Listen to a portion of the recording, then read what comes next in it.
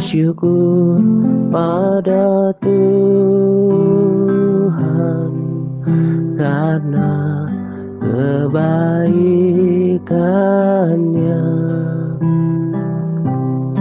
dan bermazmur bagi nama Tuhan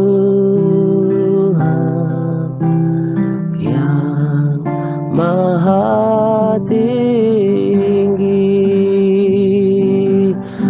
Aku hendak bersyukur pada Tuhan karena kebaikannya,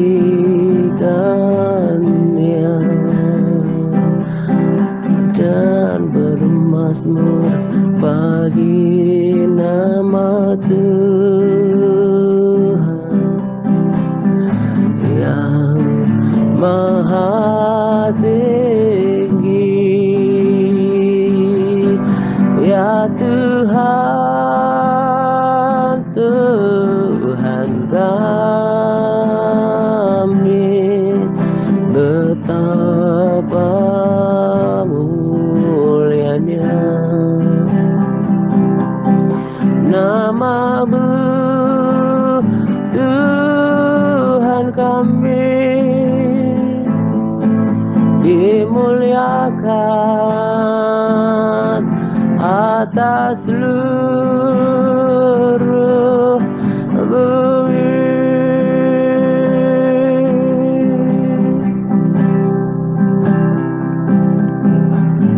Aku hendak bersyukur pada Yesus karena Dia sangat baik, dan bermazmur bagi nama Tuhan yang maha tinggi. Ya Tuhan, Tuhan saya, betapa mulianya nama-Mu, Tuhan saya, dimuliakan atas seluruh bumi.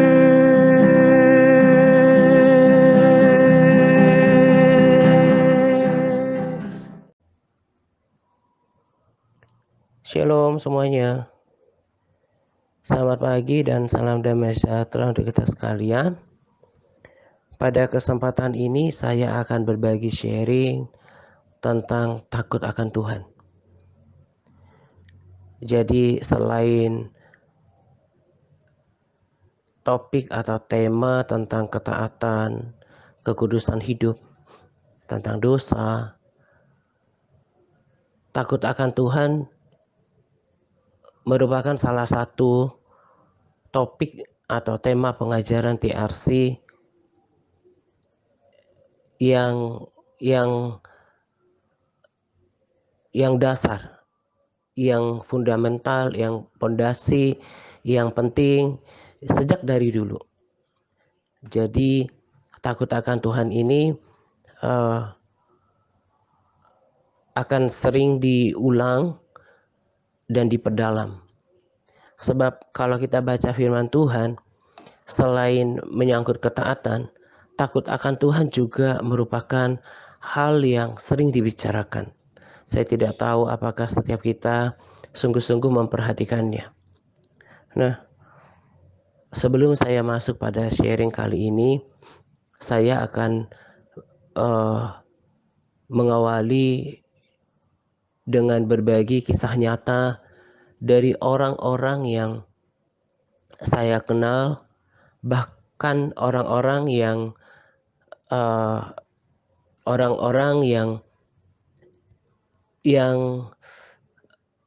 dekat dengan kehidupan saya. Saya tidak mau menyebutkan secara spesifik siapa mereka. Yang jelas mereka adalah orang-orang yang bagian daripada orang-orang yang sangat saya kasihi, dan mereka adalah orang-orang yang berada dalam daftar pokok doa saya gitu. Belum lama ini saya berbicara kepada salah seorang dari mereka karena orang terdekatnya menderita sakit, ya, sakit yang membuat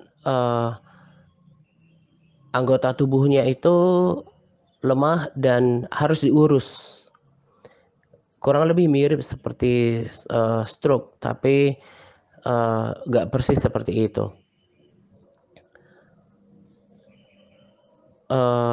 Penyakit ini sebetulnya sudah tahunan dideritanya, tetapi semakin hari semakin memburuk gitu. Usianya belum terlalu tua gitu, belum sampai 60 tahun. Saya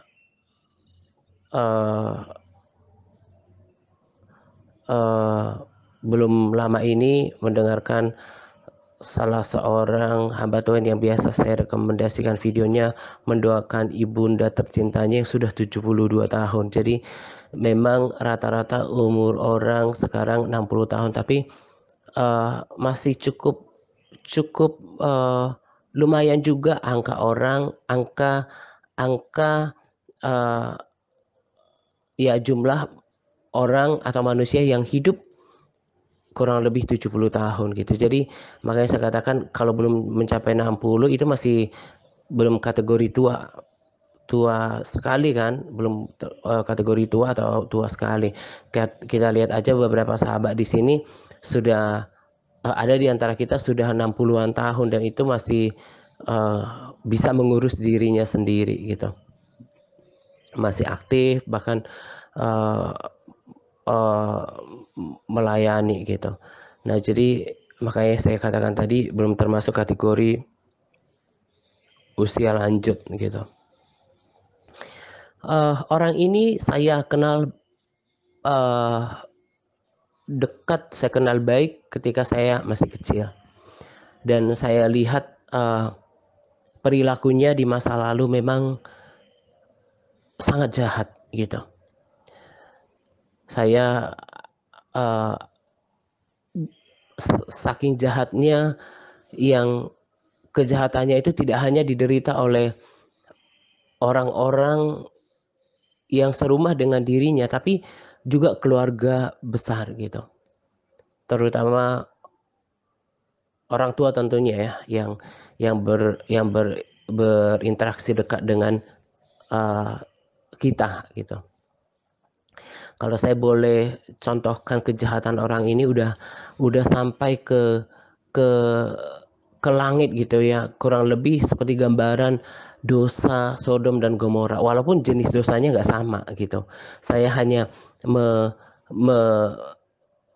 seperti mengibaratkannya karena begitu jahatnya perilakunya gitu. Beberapa hari sebelum saya komunikasi dan mendoakan mereka, ayat hafalan firman Tuhan yang kita hafal di Amsal 11 ayat 21 itu terngiang-ngiang di hati saya gitu. Sungguh orang jahat tidak akan luput dari hukuman, tetapi keturunan orang benar diselamatkan. Beberapa hari belakangan sebelum saya telepon dan mendoakan orang ini, saya terbeban sekali gitu untuk menanyakan kabarnya, tetapi dalam percakapan itu malah mereka minta didoakan, minta pengampunan gitu ya, sesuatu yang tidak saya duga sebelumnya. Tetapi memang di hari-hari sebelumnya saya mendoakan supaya Roh Kudus jamah mereka, Roh Kudus insyafkan akan kebenaran, dosa, dan penghakiman gitu. Nah, kalau kita bayangkan, kalau kita harus sampai tergeletak di terbaring sehari-hari di tempat tidur kita. Sementara kita sudah bukan lagi bayi. Kalau bayi kan masih lucu ya. Dan maaf, kotorannya pun namanya bayi itu masih belum begitu memuakkan. Tapi kalau orang dewasa dan harus dibopong, diurus, dimandikan, di di di uh, disuapin makan dan minum, dibopong, bahkan mungkin air liur atau air ludahnya pun harus di dilap oleh orang lain. Demikian juga dengan uh, buang air kecilnya, buang air besarnya, itu harus diurus oleh orang lain dan nggak bisa kemana-mana berhari-hari seperti itu dalam kesakitan dan nggak berdaya. Itu kan sangat menyakitkan ya, karena saya pernah sakit yang paling parah itu 2018 ketika asam urat. Itu kok kayaknya seperti dunia runtuh gitu. Nggak usah itu deh, saya kalau masuk angin aja itu kok kayaknya itu cukup stres gitu ya, karena jadi nggak bersemangat untuk lakukan aktivitas rutin gitu. Nah apalagi yang seperti ini gitu. Nah di masa mudanya dia merasa paling hebat, dia uh, dia merasa paling uh, ditakuti, disegani, dan dia menyombongkan dirinya. Banyak orang yang disakiti, banyak orang yang hancur hatinya, banyak orang yang dikecewakan bahkan dengan air mata gitu. Waktu itu salah satu dari orang terdekat saya juga katakan bahwa nanti kau akan terima akibat dari apa yang kau perbuat gitu ya. Firman Tuhan kan memang hidup ya.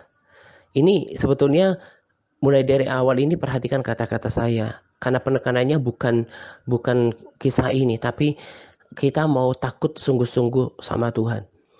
Jadi Tuhan itu gak bisa dipermainkan. Nanti lihat pada Capas, saya ambil ayat-ayat firman-Nya, bahkan kita yang sudah sering baca firman sudah tahu firman ini bahwa Allah itu tidak bisa dipermainkan. Sebelum saya lanjut, belum lama ini saya menonton video salah seorang ibu yang baru saja ditinggal oleh suaminya. Saya menonton video wawancara yang cukup lama sih, bukan yang baru ini, tentang kehadiran buah hatinya yang harus butuh perhatian gitu ya. Lalu ketika di dalam wawancara itu dikatakan bahwa sebetulnya ketika saya dapatkan anak ini, saya sih gimana ya, bertanya apa dosa gitu ya, kan kita juga kebanyakan suka gitu. Nah saya tahu latar belakang kehidupan orang ini seperti apa berdasarkan kesaksiannya. Ya kurang lebih sama buruknya dengan masa lalu saya gitu ya. Satu yang saya pahami ketika mendengarkan wawancara itu, interview itu, saya bukan judge orang di sini. Lagi-lagi saya katakan, perhatikan pembicaraan saya. Yang saya mau katakan adalah tentang Tuhan dan firman-Nya. Bahwa Tuhan itu tidak bisa dipermainkan. Tuhan itu Maha Pengasih, it's true. Pengampun, agree with that. Tapi Dia adalah Allah yang adil. Jadi ketika kita datang bertobat kepada Tuhan, Tuhan akan ampuni, Tuhan akan pulihkan, tapi Tuhan akan tetap berlaku dalam keadilan. Tujuannya apa? Tetap bukan yang jahat, tetap yang baik. Supaya apa? Dia harus dikenal semuanya, seluruh muka bumi, bahwa Dia adalah Allah yang adil. Lalu yang kedua, kenapa kita harus terima konsekuensinya dari dosa yang kita lakukan sekalipun kita udah bertobat? Kenapa kita harus terima konsekuensinya? Semata-mata salah satunya adalah supaya kita selalu teringat akan perbuatan kita yang salah di masa lalu, tapi bukan berarti supaya kita hidup di masa lalu, tapi supaya kita jerah untuk mengulangi kesalahan yang sama. Sebab itu akan membuat kita mendapatkan hukuman Tuhan. Jadi kalau akhirnya seseorang yang dulu sama seperti saya yang perilakunya buruk, kemudian udah diampuni, dipulihkan, bahkan seperti saya Tuhan bawa kembali kepada panggilan yang awal. Tapi saya terima loh konsekuensi daripada apa yang saya lakukan dulu sebagai bentuk keadilan Tuhan, bahwa Dia memang adalah Allah yang tidak bisa dipermainkan, dan kemudian supaya saya selalu teringat akan kesalahan itu, sehingga kemudian saya tidak lagi berani untuk mengulangi kesalahan yang sama gitu. Nah, kembali kepada kisah yang saya katakan, Tuhan itu adil gitu. Apa yang ditabur orang itu akan dituainya. Nanti lihat pada quote saya. Saya nggak tahu, nanti akan saya buat quote atau inspirasi kehidupan gitu. Bahwa apa yang ditabur orang itu yang akan dituainya. Itu hukumnya pasti gitu. Kita yang keseringan tidak terlalu peduli dengan itu, termasuk diri saya dahulu. Tetapi melalui sharing ini saya mau sampaikan kepada setiap orang yang mendengarkan video saya bahwa Allah itu tidak bisa dipermainkan. Dia Allah yang adil, ya pengasih, Dia pengampun, tapi Dia adil gitu. Nah, kembali kepada kisah orang ini. Ketika saya renungkan kejahatannya, ada beberapa sih yang yang bisa disebutkan, tapi intinya jahat gitu. Tapi salah satu yang paling tadi kan saya sudah sebutkan dari modul kita Amsal 11 ayat 21. Sungguh orang jahat tidak akan luput dari hukuman. Itu karena orang ini hidup jahat gitu. Lalu kemudian juga dia tidak ada hormat kepada orang tua. Dalam hukum Taurat 10 perintah Allah itu kan untuk kita menghormati orang tua. Nah, saya renungkan terus tentang kejadian ini. Saya hanya tadi saya tekankan bahwa firman Tuhan itu harus digenapi. Itu pasti nggak bisa dikotak-katik, dan itu berlaku. Bahkan dalam beberapa kesaksian kan diperlihatkan bahwa di surga itu ada Alkitab yang terbuat dari emas. Jadi nggak bisa dipermainkan itu Alkitab. Saya sangat terbeban dan rindu untuk membagikan tentang kebenaran ini, pesan ini kepada setiap kita, supaya kita semakin hari semakin takut akan Tuhan. Orang ini jahat dan akhirnya kemudian terima balasan dari apa yang dilakukan. Lagi-lagi saya katakan bukan seperti judge orang ini, karena saya juga mengasihi, mendoakannya. Tapi saya harus sampaikan, bukakan supaya menjadi pelajaran kepada kita, supaya kita tidak berlaku jahat selama di muka bumi ini. Sebab pasti ada ganjarannya. Sekalipun nanti suatu saat Tuhan memberikan kita kesempatan untuk bertobat, ada pengampunan, bahkan ada pemulihan, tapi keadilan Tuhan tetap akan berlaku gitu. Kalau kita diampuni, diselamatkan, nanti akan berpengaruh kepada upah kita. Ketika kita masuk kepada penghakiman, tentu Tuhan akan perhitungkan itu. Terlebih kalau seseorang nggak bertobat, maka yang diterima adalah kengerian kekal gitu. Firman Tuhan yang berkata, hormati orang tuamu, supaya engkau berbahagia dan lanjut umurmu. Karena bukan orang yang berbahagia kalau akhirnya menderita sakit seperti itu. Saya tetap tegas dengan pernyataan saya dahulu. Sakit penyakit Tuhan izinkan dengan berbagai tujuan. Dan hanya Tuhan dan kita yang intim sama Tuhan yang tahu kenapa itu terjadi. Sebagai ujian untuk naik level iman kita, sebagai teguran atau peringatan, atau sebagai hukuman. Hanya kita yang tahu. Sekalipun seperti yang saya katakan tempo hari, itu belum berarti hukuman yang final. Sebab sesungguhnya kalau Tuhan izinkan kita mengalami peringatan, hajaran Tuhan selama di bumi, itu berarti Tuhan masih berikan kesempatan untuk kita berbalik gitu. Nah, orang ini kemudian menerima apa yang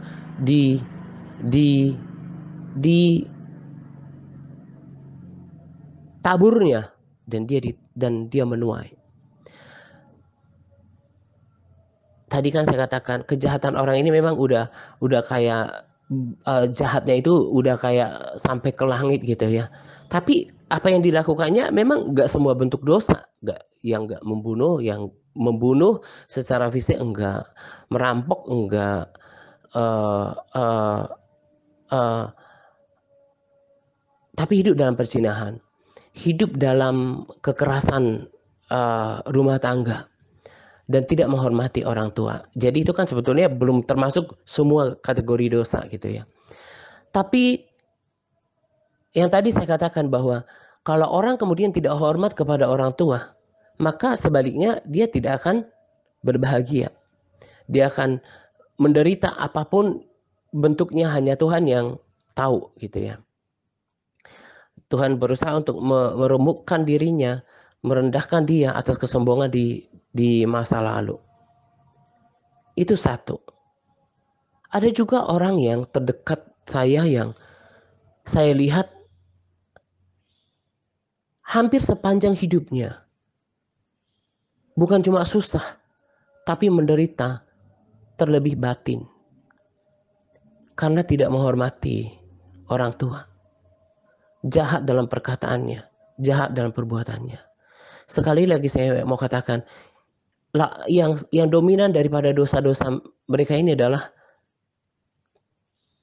tidak taat kepada perintah kelima, tidak menghormati orang tua. Dan tadi saya katakan bahwa konsekuensi daripada sikap hidup mereka, sikap hati mereka, itu tidak hanya dialami 1-2 tahun.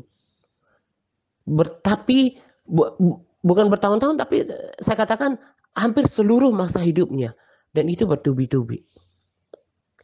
Makanya kalau mau mengenal Tuhan itu harus utuh. Jangan cuma kasihnya, jangan cuma pengampunannya, jangan cuma kasih karunia-Nya, tapi keadilannya. Dicapas saya juga bagikan, sebab dia adalah api yang menghanguskan. Dan dikatakan bahwa betapa mengerikannya kalau jatuh ke dalam tangan Allah yang hidup. Ibrani 10 ayat 31. Ngeri benar kalau jatuh ke dalam tangan Allah yang hidup. Di situ juga saya tulis Ibrani 12 ayat 29, sebab Allah kita adalah api yang menghanguskan. Nah, itu baru satu ayat firman Tuhan ya yang dominan dilanggar gitu. Sekarang saya naik pada tahap kedua tentang kengerian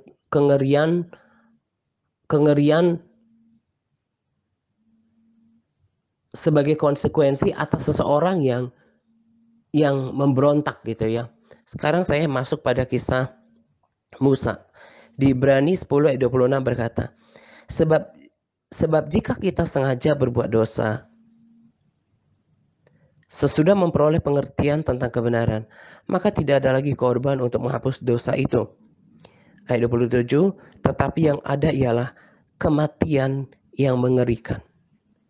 Ini Alkitab yang tulis. Tapi peringatan ini jarang diperdengarkan di mimbar-mimbar. Coba ditulis, dibicarakan topik-topik tentang kematian yang mengerikan, Allah api yang menghanguskan, Allah yang mengerikan. Pasti orang Kristen kebanyakan gak suka mendengarkannya. Tapi ini kan kebenaran. Kematian yang mengerikan akan penghakiman dan api yang dahsyat yang menghanguskan semua orang durhaka. Api yang dahsyat. Jadi kalau mau kenal Tuhan itu ada kasih, ada pengampunan, tapi ada juga berbicara tentang kehidupan yang kekal, tapi ada juga kematian yang mengerikan. Ada api yang dahsyat. Ayat 28. Ini yang saya katakan naik satu level lagi. Dengan tadi saya katakan cuma kisah orang yang tidak menghormati orang tua saja, tidak menuruti perintah Tuhan itu. Dalam area itu betapa saya memperhatikan, menyaksikan kehidupan mereka itu jauh daripada bahagia. Tapi menderita terutama batin mereka. Ayat 28, Ibrani 10 berkata, jika ada orang yang menolak hukum Musa, ia dihukum mati tanpa belas kasihan. atas keterangan 2 atau 3 orang saksi. Ayat 30. Sebab jika kita mengenal Dia yang berkata, pembalasan adalah hakku, akulah yang akan menuntut pembalasan, dan lagi Tuhan akan menghakimi umatnya. Ayat 31. Ngeri benar kalau jatuh ke dalam tangan Allah yang hidup. Ayat 29 ada yang terlewat, tapi saya langsung bacakan saja ayat 28 dan 29. Nanti 29-nya dibaca di Capas, ayat 29-nya saya langsung ke terjemahan bahasa Indonesia sehari-hari. Dikatakan seperti ini, sebagai contoh, ingatlah apa yang dilakukan dengan cara lama. Siapa saja yang melanggar hukum Musa dibunuh tanpa belas kasihan berdasarkan kesaksian 2 atau 3 orang saksi mata. Ayat 29. Jadi coba bayangkan, orang yang menghina anak Allah pantas dihukum. Orang-orang semacam itu mengaku dirinya sebagai pengikut Kristus, mengaku dirinya orang Kristen, tetapi mereka terus saja hidup di dalam dosa. Selain saya bold, saya juga kasih uppercase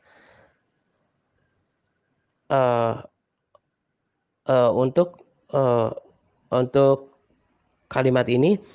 Orang terus berbuat dosa.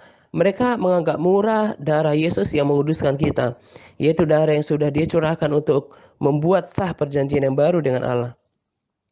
Dengan demikian mereka menghina roh Allah, yaitu roh yang menyampaikan kabar baik tentang kebaikan Allah kepada kita.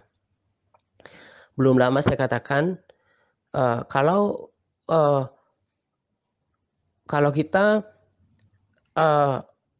dalam mengikut Tuhan, dalam proses sanctification, proses dimurnikan, disempurnakan, kalau sampai jatuh dalam dosa, tapi bukan dengan sengaja gitu ya. Kita kan ada masanya tidak terkontrol. Ada masanya kita sudah berupaya tapi tetap juga mungkin emosi, kebawa marah atau kesal atau jengkel dengan seseorang gitu. Maka kita kan perlu bertobat. Nah, jangan mau dituduh oleh si jahat yang berusaha untuk menghentikan kita. Tapi itu kan berbeda konteks kalau orang terus saja hidup dalam dosa. Tahu kan secara sederhana orang yang terus saja hidup dalam dosa, ya mungkin hari-harinya berbuat dosa terus. Apapun dosa mereka, entah dosa hati, pikiran, gak melepaskan pengampunan, pikirannya terus pikirannya yang jahat sama orang, anggota tubuhnya terus dicemarkan gitu. Dengan terus saja berbuat dosa, gak ada penyesalan, gak ada hati yang mau berbalik, ini berbahaya. Tadi saya sudah contohkan dari level yang pertama. Orang yang tidak menghormati orang tuanya, yang melanggar salah satu hukum. Saya saksikan betapa hampir seluruh hidup mereka bahkan sudah tidak lagi muda. Mereka harus tanggung akibat daripada pelanggaran itu. Saya ngeri gitu ya. Ya memang betul apa yang dikatakan oleh Paulus, harus ngeri dengan Tuhan itu sendiri. Dalam hari-hari terakhir di minggu-minggu yang lalu, saya bahkan di dalam doa agak sedikit pujian penyembahannya. Di pagi-pagi saya duduk tenang, saya fokus merenungkan semuanya. Saya katakan pada diri saya, jangan sampai saya melakukan terlebih melayani, tapi saya masih buka celah dalam diri saya, mengerikan. Saya betul-betul renungkan kengerian itu dan saya nggak mau dengan sengaja membuka celah kepada dosa. Saya akan berjuang. Perjuangan saya bukan melayani. Udah berkali-kali saya katakan, saya kalau secara daging bahkan ingin melarikan diri dari sini. Tapi karena Tuhan sudah taruh dalam hati saya beban itu, maka saya mau tunduk kepada Tuhan saya. Tapi yang paling besar di dalam pikiran saya, bagaimana setiap hari saya lalui hari-hari saya dengan benar. Pikiran, perkataan, hati, dan anggota tubuh saya lalui tiap hari dan saya sungguh sadari hidup berjalan seturut dengan kebenaran. Karena mengerikan. Orang melanggar hukum Musa saja itu dibunuh tanpa belas kasihan. Apalagi kalau kita sudah tahu kebenaran dan sengaja berbuat dosa secara terus-menerus tanpa ada itikat baik untuk tidak ada penyesalan, tidak ada niat untuk berubah dan merasa benar sendiri, dan itu berbahaya. Tadi saya sudah contohkan hidup orang yang menentang kebenaran firman Tuhan dengan ketidaktaatannya, hidup sesuka-sukanya, hidup dalam kesombongan dan pelanggaran. Begitu menderitanya hampir di seluruh hidupnya, terutama penderitaan batin. Zaman Musa juga dibunuh tanpa rasa belas kasihan. Apalagi tidak menghargai pengorbanan Yesus yang sudah menebus dosanya, dan dia berbuat dosa terus menerus di dalam hidupnya tanpa ada penyesalan, tidak ada niat untuk berubah, maka itu akan sangat mengerikan. Yang ada adalah kematian yang mengerikan. Maka apa yang kita butuhkan dalam hidup ini, yang kita harus belajar, adalah takut akan Tuhan. Tadi saya katakan bahwa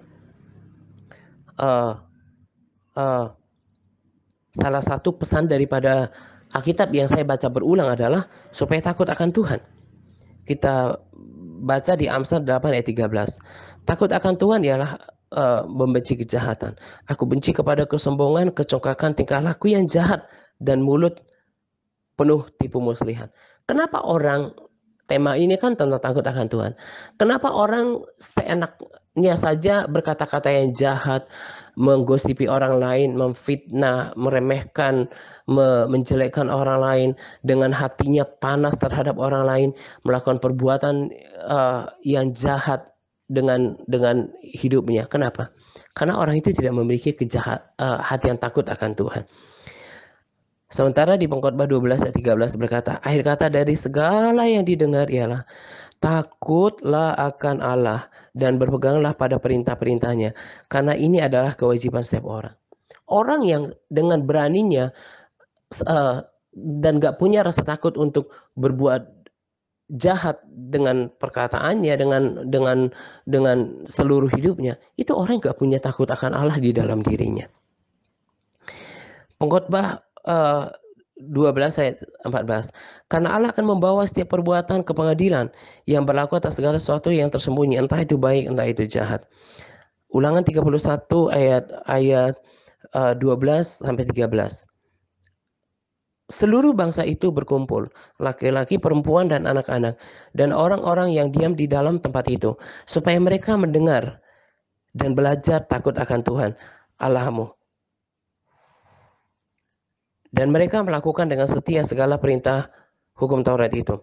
Dan supaya anak-anak mereka yang tidak mengetahuinya dapat mendengarnya dan belajar takut akan Tuhan Allahmu selama kamu hidup di tanah di mana kamu pergi menyeberangi sungai Yordan untuk mendudukinya. Tadi kan saya katakan salah satu dari pesan firman Tuhan yang saya baca, baik dari perjanjian lama dan perjanjian baru, adalah takut akan Tuhan. Kita harus takut akan Tuhan. Kalau tidak takut akan Tuhan, maka akan dengan beraninya untuk melanggar firman Tuhan, beraninya berbuat jahat dengan apapun, dengan segala bentuknya, entah perkataan, entah sikap hidup kita. Daud sendiri di Mazmur 86 ayat 11 berkata, berdoa kepada Tuhan, tunjukkanlah kepadaku jalanmu ya Tuhan, supaya kau hidup menurut kebenaranmu. Bulatkanlah hatiku untuk takut akan namamu. Jadi orang Kristen yang mau menjalankan hidupnya benar dan berkenan di hadapan Tuhan, dia harus memiliki hati yang takut akan Tuhan. Kalau orang gak punya hati yang takut akan Tuhan, dia tidak akan segan-segan untuk berbuat dosa, apapun bentuknya, entah perkataannya, perbuatannya. Dan kembali kepada Amsal 11 ayat 21, sungguh orang jahat tidak akan luput dari hukuman. Di Matius 7 ayat 23 juga kan Yesus berkata bahwa nyahlah kamu semua pembuat kejahatan. Lalu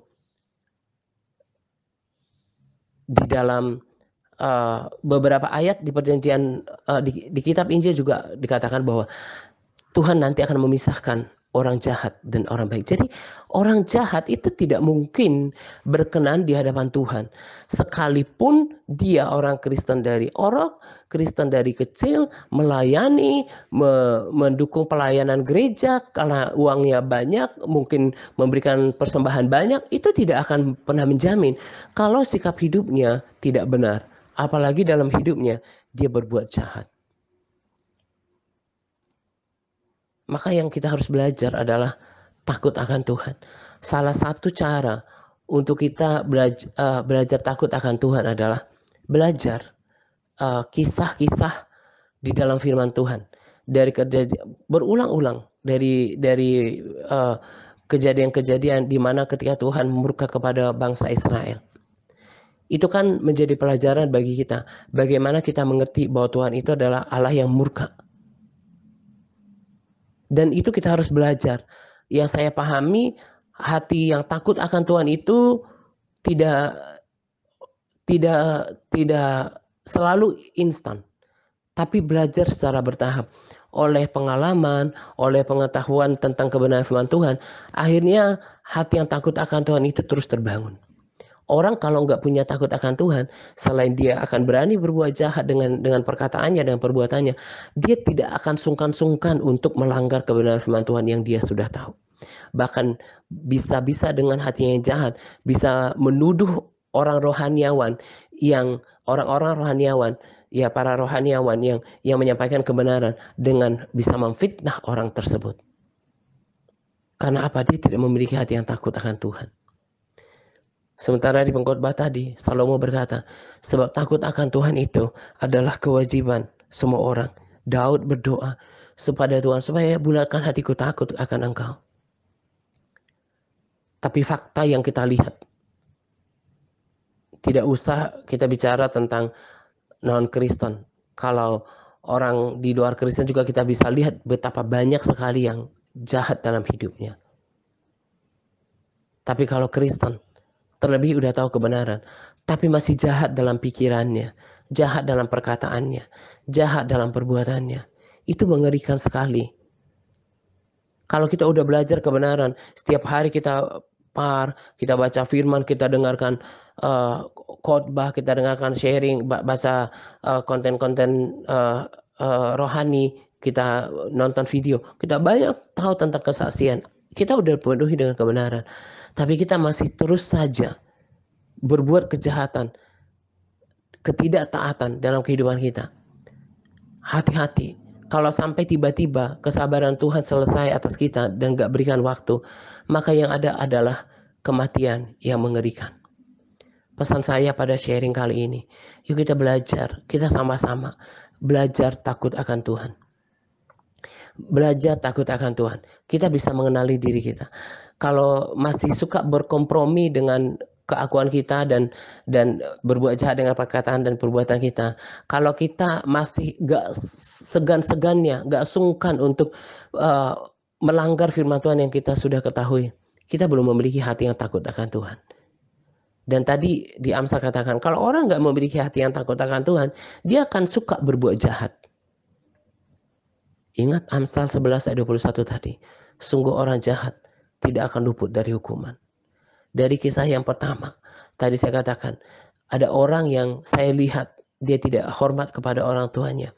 Dia tidak menghargai orang tuanya, dia jahat dalam perbuatannya. Hampir seumur hidupnya, sampai masa tuanya, dia menderita, terutama menderita batin. Kisah yang lanjut tentang Musa, orang yang hidup dalam pelanggaran, hidup dalam kejahatan dan pemberontakan, dibinasakan tanpa belas kasihan. Terlebih tingkatan yang utama, kalau kita berbuat jahat selama hidup ini, tidak mengindahkan Tuhan dalam hal ini kebenarannya, hati-hati. Itu yang paling saya takutkan setiap hari. Jadi kalau kayak di dalam pelayanan ini, saya bagi sharing 2-3 hari, kalau mungkin ada yang terbesit di pikirannya, Pak Atali ngapain sekarang ya, selain banyak habiskan waktu di tim admin gitu. Itu yang paling banyak saya pikirkan. Setiap hari, mulai dari pagi sampai menutup malam. Saya harus pastikan apa yang ada di dalam pikiran saya, hati saya, perbuatan saya seturut dengan firman Tuhan.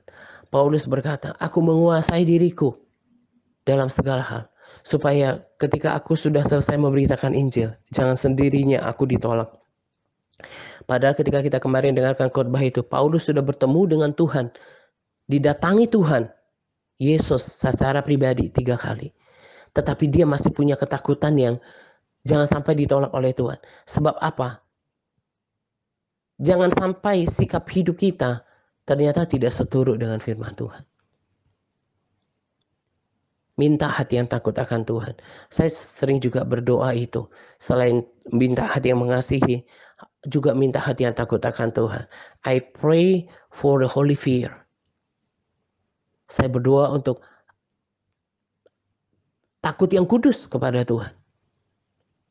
Supaya aku nggak bablas dalam hidup. Yuk kita cek diri kita. Apakah dalam hari-hari kita sudah masa-masa akhir sekarang, kalaupun ternyata seperti orang-orang kita mendengarkan berita masih muda akhirnya meninggal oleh berbagai hal, entah karena COVID yang sekarang ini terjadi. Kita nggak tahu usia kita akan sepanjang apa. Mereka juga meninggal gak sekarat bertahun-tahun. Yuk kita pastikan takut akan Tuhan. Itu yang paling penting yang saya pikirkan dalam hidup saya. Bagaimana saya setiap hari takut akan Tuhan. Jangan lagi dengan sengaja menyentuh dosa. Saul dikatakan jahat oleh Tuhan karena dia nggak taat. Jadi kalau mau paham kejahatan kita itu ya pelanggaran terhadap firman Tuhan. Ketidaktaatan. Kita tidak menjalankan perkataan perbuatan kita seturut dengan firman Tuhan. Perhatikan apa yang saya bagikan ini dari kisah nyata, dari sejarah masa lalu dari Musa. Demikian juga peringatan untuk nanti. Alkitab sudah bilang, tidak, yang ada adalah kematian yang mengerikan kalau sampai hidup kita didapati dalam kejahatan. Gak ada tempat untuk orang jahat. Sungguh orang jahat tidak akan luput daripada hukuman. Yuk kita belajar. Tadi kan sudah ada ayatnya. Dikatakan bahwa kita harus belajar takut akan Tuhan. Dan saya tekankan lagi di sini, kalau mau belajar takut akan Tuhan, harus belajar dari firman Tuhan. Itulah kenapa harus baca firman, supaya bisa mengenali karakter dan perilaku Tuhan di masa lalu. Dan minta hati yang takut akan Tuhan. Percuma jadi orang Kristen, percuma melakukan percuma ibadah, percuma memberikan persembahan, percuma melayani. Kalau ternyata kita tidak memiliki hati yang takut akan Tuhan, yang olehnya kemudian kita hidup jahat dengan hati, pikiran, perkataan, dan perbuatan kita. Kiranya apa yang saya sampaikan pada kesempatan ini menjadi peringatan untuk setiap orang yang mendengarkan sharing saya, baik di grup pemuritan di WA, di grup Facebook, dan juga di YouTube. Ini saja yang saya mau bagikan untuk kesempatan ini. Selamat menjelang doa pagi untuk kita sekalian. Semangat berpuasa kepada setiap kita yang bersemangat dalam berpuasa. Semangat Tuhan Yesus memberkati kita senantiasa. Amin. Ya Tuhan, Tuhan kami, betapa mulianya nama-Mu, Tuhan kami, dimuliakan atas seluruh bumi.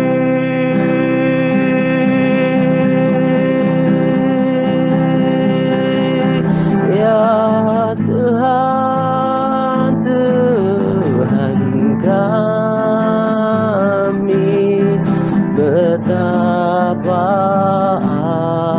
agungnya nama-Mu, Tuhan.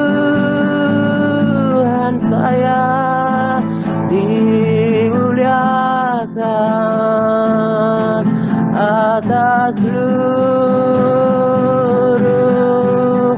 bumi